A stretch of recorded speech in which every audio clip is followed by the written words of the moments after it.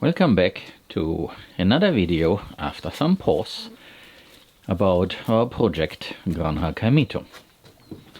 I'm going to walk you around a little bit so that you can see how the farmyard looks at the moment, what everybody is doing, and how all the plants and other elements here in the farmyard look like.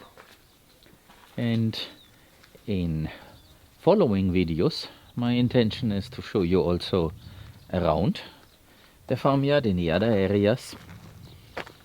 Yesterday I was entertaining a visitor who came all the way from Germany to have a look.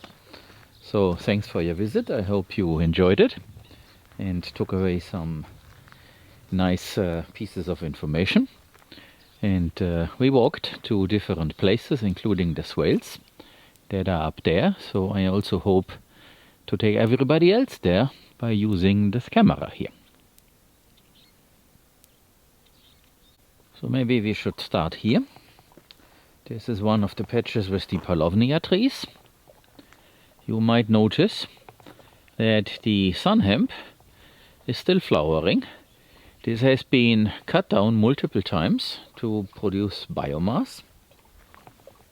And despite the fact that the mornings are very chilly, so we are now seeing down to 1 centigrade in 1 centigrade in certain areas, but here in the farmyard it's probably 4 or 5 when it's pretty chilly. And you can see the trees, they don't like this that much, but they have not yet lost their leaves completely. So that will follow, but probably it will take 2 months until they are leafless. And here in the corner, where the self-seeded tomatoes are, we are still waiting for them to become ripe.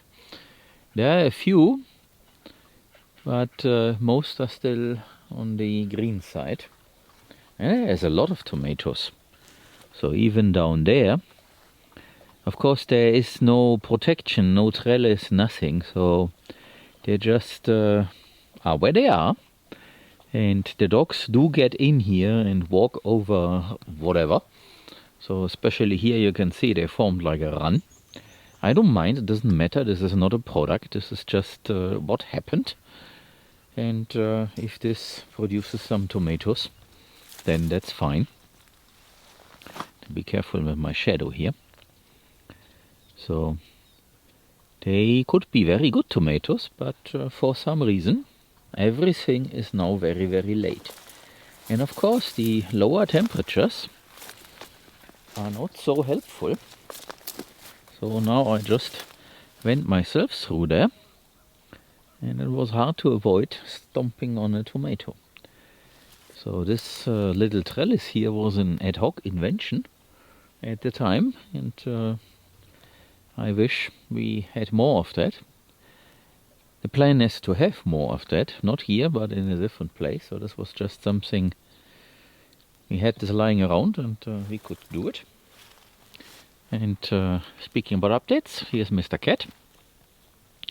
And in there's Sakahawea, the blind mare. She knows this paddock and therefore it works. So she's now grazing since a few days. So I take her there every morning, but I will go there and show you a bit more, including of the animal itself. So let's continue exploring here. So there is a tomato in there and someone there who might be able to see this, and someone has been munching on it, the only red one. There are many tomatoes. Now Mr. Cat is here, and he seems to think he is safe with me, but the dogs are just on the other side. But maybe he has learned to coexist. That would be very nice. And now in the sunshine the dogs are also very lazy. They are not really eager to chase someone. But the animals need to figure this out. So you can see more of the sun hemp that tree for some reason turned out to be a little bit bent, but that tree will also receive a technical cut, so that's the other thing.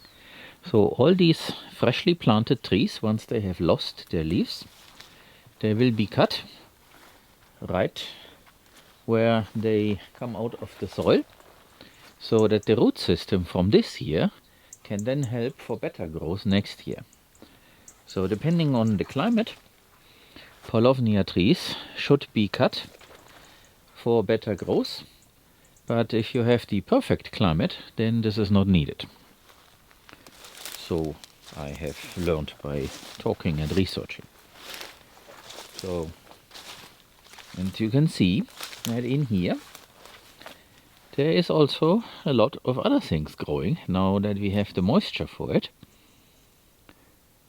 The moisture is one thing to mention. So we have received a lot of rain, and it was cloudy and cold, and that's one of the reasons why I did not go out and film anything. And now we are in a stretch of sunshine, so the forecast for the next 10 days talks about sun and no rain at all.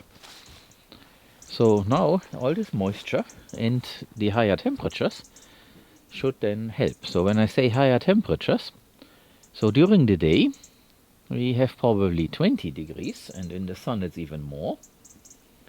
And then at night it gets cold, single digit, and then the sun comes out and it goes up again.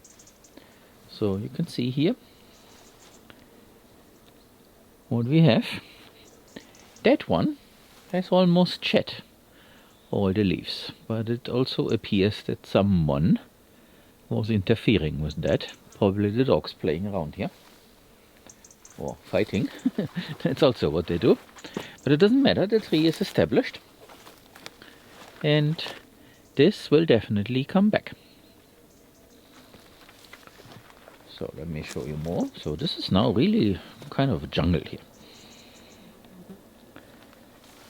And my plan is, in a little while, to let the horses in here again.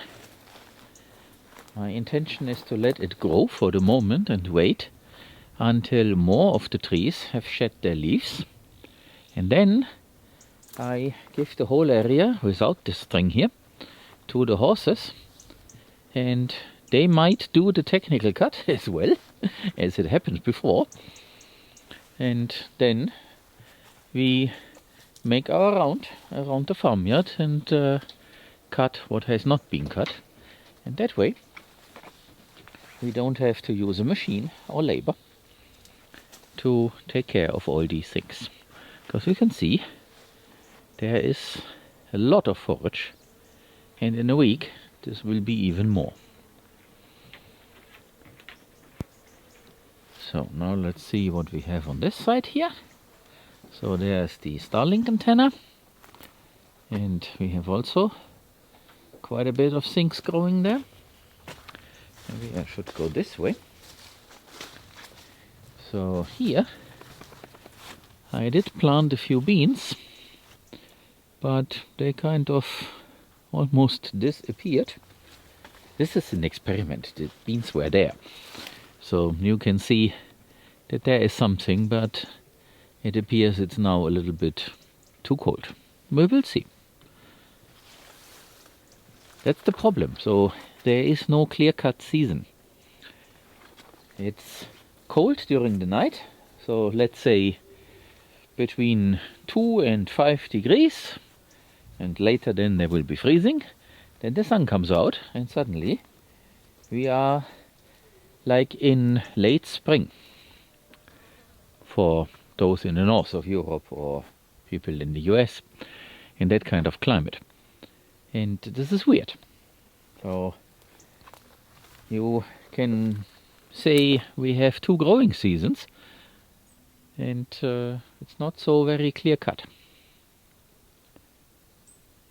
So a lot of things have to be figured out and tried, because you cannot use experience made in Northern Europe, for example, because it does not really apply.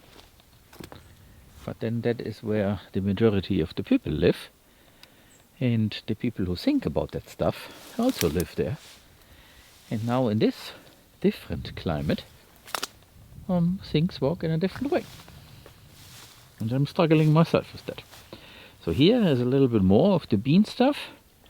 Now you can see that is coming up all the way to here. But some of the leaves, they suffered.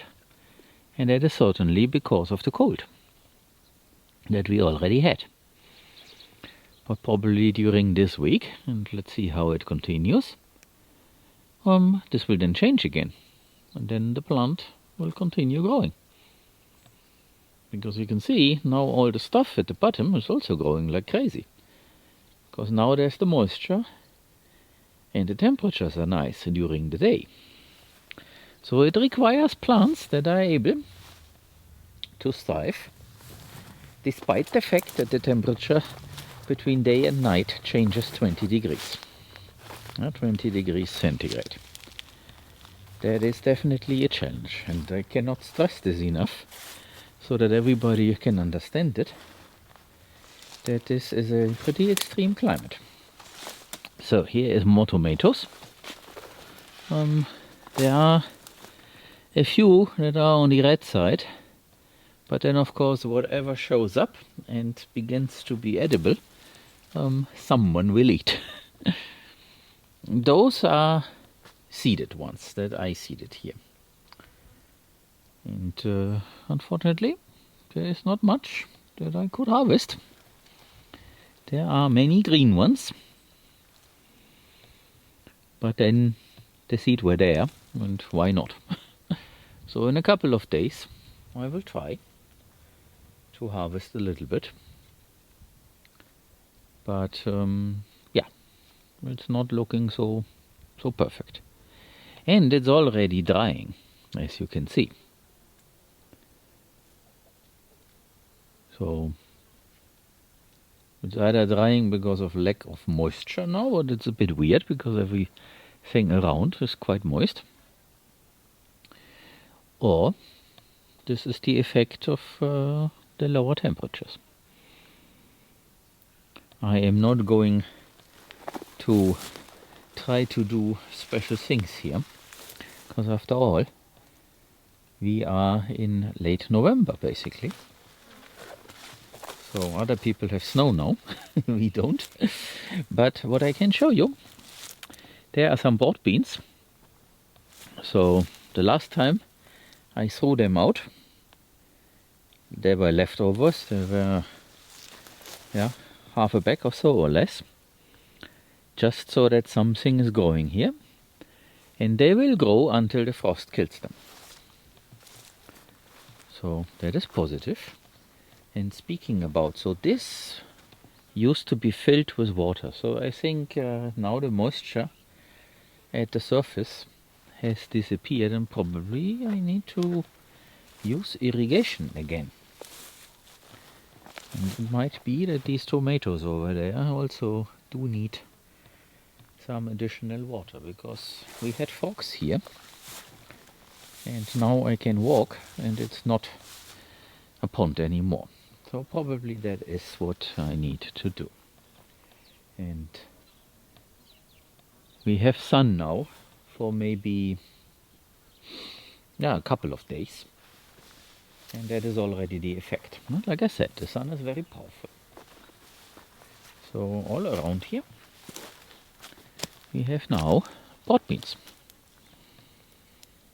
and I did not integrate them mechanically into the soil. I just threw them out before cutting the sun hemp and friends, and they managed to germinate and now go. Well, in some areas there are more, a little bit less in others, but something's going on. This is the soil building intent. So they have lost their leaves, these two here. So they would be ready, but they are still trying to make new leaves. Most of them. maybe one or another not, but it's too early to cut them. So let's explore this a bit further.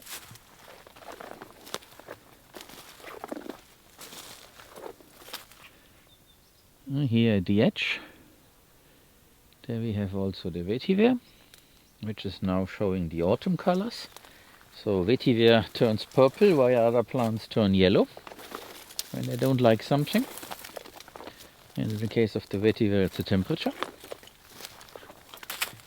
But it will not die, so that's not a problem. And here I'm in an open patch. There wasn't that much, but you can see dog poop. So the dogs, they go everywhere. There is this fence around, but that is the psychological barrier for horses. And the dogs know that this is not life, and so they slip under it. That's okay, I don't mind. There is nothing of value in here, but going forward there will be a proper fence around this. The moment we start growing some veggies in here, we will then fence this off. At the moment it can be a natural chaos where things happen as they like to happen, doesn't matter. So let me go out of here. You can see this is not live. I can touch this. Take you over here to the other side.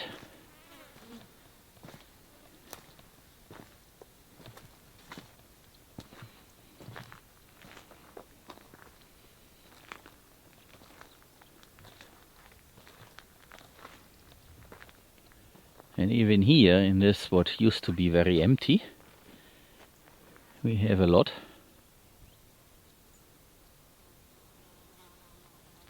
In a little while we will start working here. This is going to be leveled so that we can put something here, and one of the first things that I would like to put here, so Angel and I have been spending a lot of time to plan and calculate and investigate and see who offers what, and the idea is we want to have eventually here a structure built out of 2 shipping containers, those 40-foot things, and on top, or between them, a roof. And we will start with one, because that structure over there, this is going to be ripped apart by the wind very soon, and we have stuff in there that we don't want to lose. So the idea is to level this and put the first container there.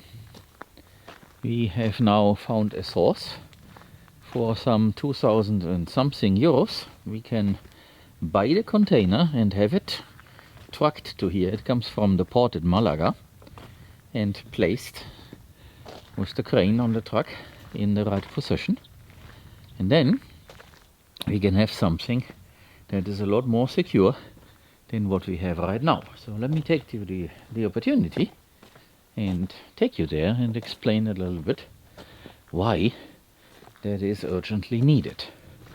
And then I will also give you an update on that. But first let's go in here. So the dogs try to find shade, and I need to adjust also the camera. So, because it is quite dark under this place, under this roof here. So one more time. So, and you can see how this looks like. This used to be a shelter for pigs, but the veterinarians never approved the previous owner this as a quarantine shelter. And it was built on the very cheap. The previous owner also has a restaurant, and he does a very good job with that restaurant. And speaking about the restaurant, so when we do a community project and some of you guys show up here as volunteers, we will take you to that restaurant amongst a few others, because it is pretty good. The big topic is barbecued meat, and they even put on the table a little mini barbecue. So it's very fancy and very nice. So here you can see the chaos on the inside, and you can also see how that roof looks like. And so far things are in the shade and dry, but when it rains, as you can see there, and there is wind, then that corner definitely gets pretty wet, and all the other areas. So we have used this as long as possible as a storage shed. But now it is time to really get things out of here. So this is not good for tools like that and other things. And of course, yeah, this is just pure chaos. So we will change this as soon as we can, and therefore we will get ourselves a 40-foot shipping container, or feet, I will probably also say, and then we will reorganize this, use all the shelving in that container along one wall, and make the container the home for all of this. So that is one of the first things that we are going to do.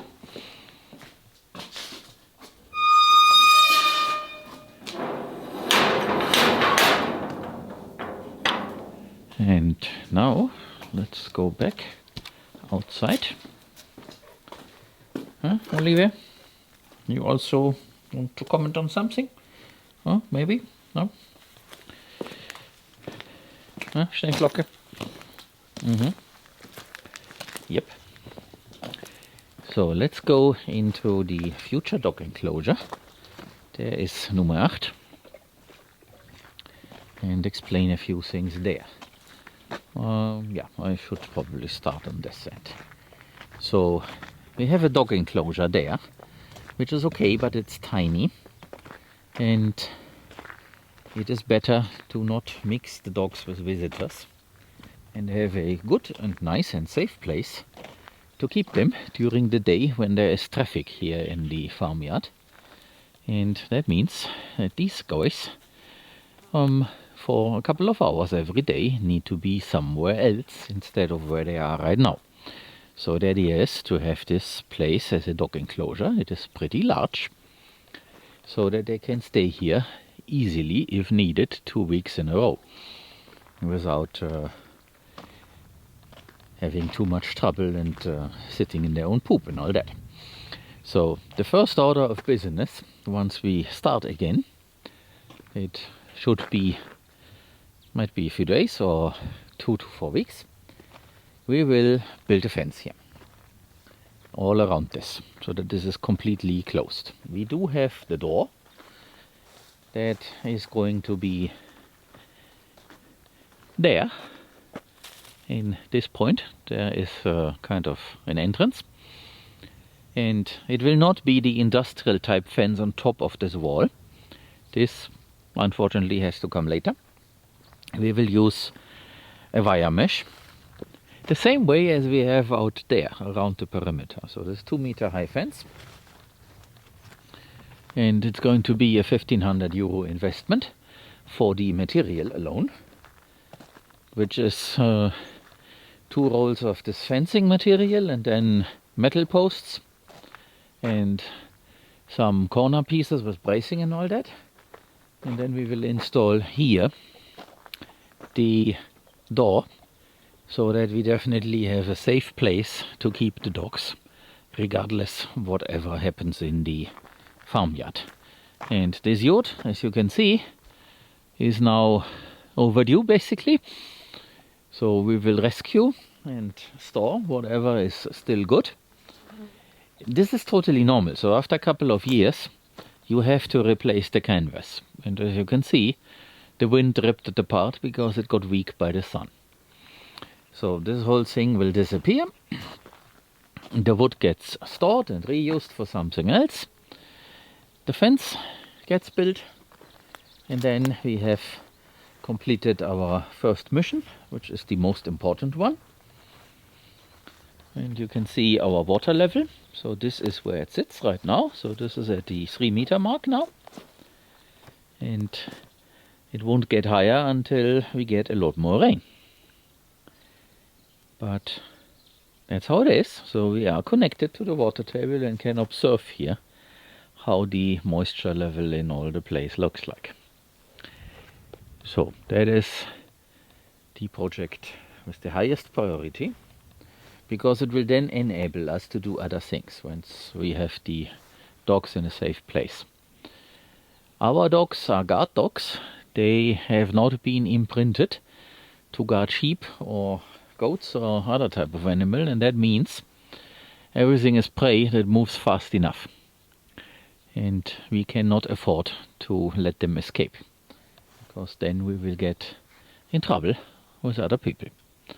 So that's the thing. If you have a Spanish Mastiff or another livestock guardian dogs, they are only livestock guardians when they have been imprinted.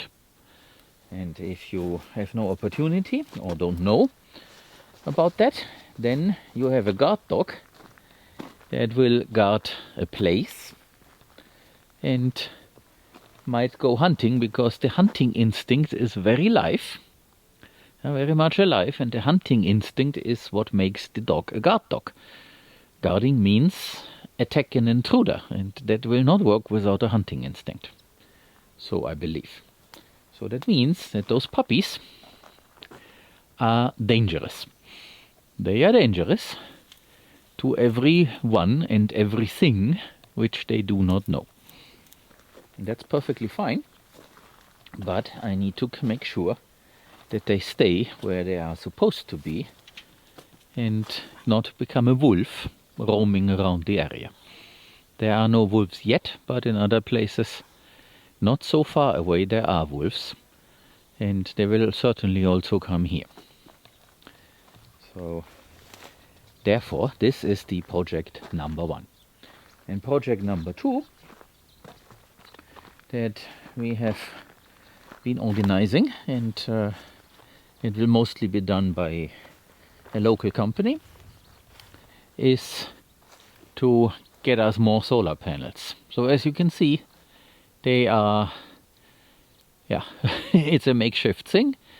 Some of them have been blowing away also, and 3 are a little bit damaged. They still produce, but the glass on top is shattered.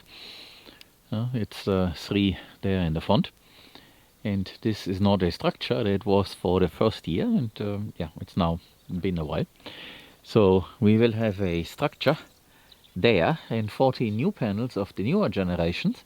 So these panels are 330 watt nominal, and the other ones are 550, 570. Almost the same size, I think a little bit longer, but 2 by 1 meter is the size. It's a little bit more than that. But they do produce more electricity, and we will also get another inverter in order to increase significantly our power production, so that we don't have to struggle with that. So that's important, urgent project number 2, and then more things follow. So I should not jump the gun and go too far ahead. So that is what's going to happen here, and you can see that this tree is grown very, very, very good. So this is the biggest one that we have in a Farmyard, and this tree is in the 2nd year.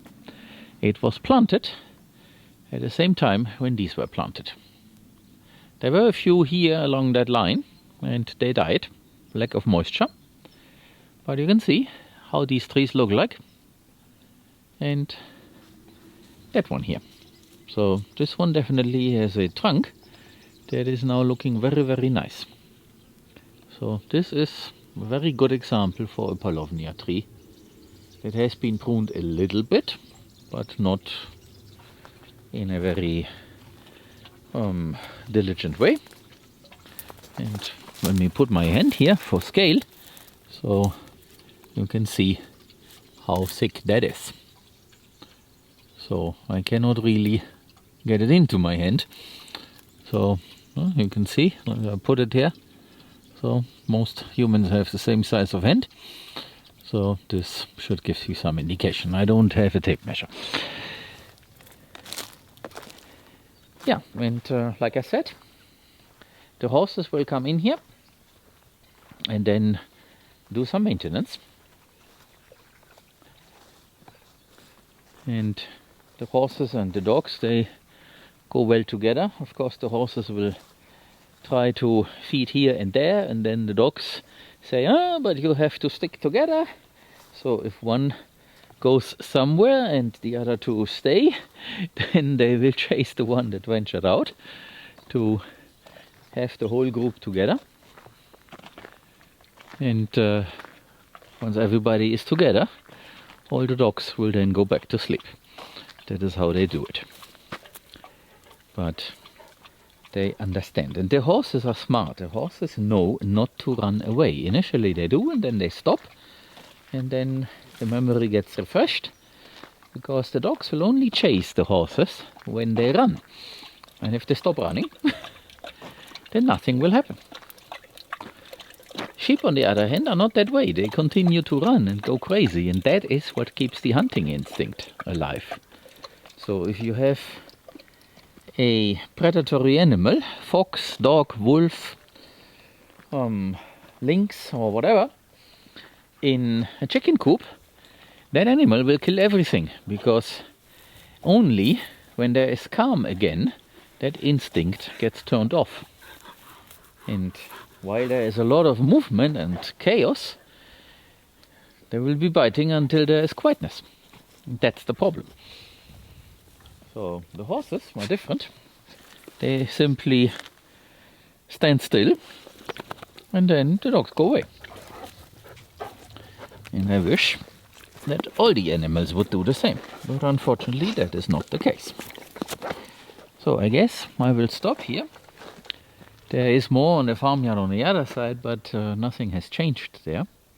And then I will make another video by walking around on the outside. So that should be it for this one, and see you very soon.